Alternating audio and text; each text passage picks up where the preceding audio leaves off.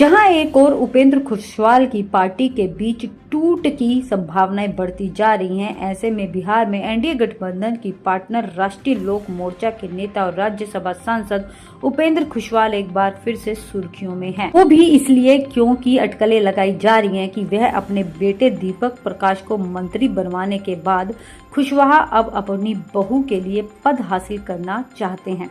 बताया तो ये भी जा रहा है कि वह इसके लिए सभी जरूरी तैयारियां कर रहे हैं। आरएलएम अध्यक्ष उपेंद्र कुशवाहा अपनी परिवार केंद्रित राजनीति के कारण एक बार फिर से सुर्खियों में नजर आ रहे हैं। नीतीश कुमार के मंत्रिमंडल में उनके बेटे को मंत्री बनाए जाने के बाद पार्टी के 4 में से 3 विधायकों ने बागी रुख अपना लिया है, लेकिन इन घटनाक्रमों का कुशवाहा पर ज्यादा असर नहीं दिखाई दे रहा है।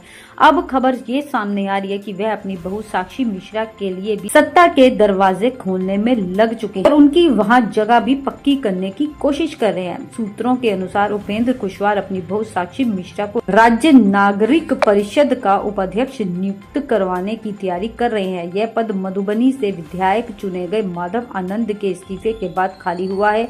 कहा जा रहा है कि साक्षी मिश्रा के नाम का प्रस्ताव पहले ही भारतीय जनता पार्टी को भेजा जा चुका है। आपको ये भी बता दें कि राज्य नागरिक परिषद का गठन बिहार विधानसभा चुनाव से पहले हुआ था, जिसके अध्यक्ष मुख्यमंत्री हैं। परिषद में 2 उपाध्यक्ष नियुक्त किए गए थे, जिसमें से एक उपेंद्र कुशवाहा की पार्टी के राष्ट्रीय महासचिव माधव आनंद थे।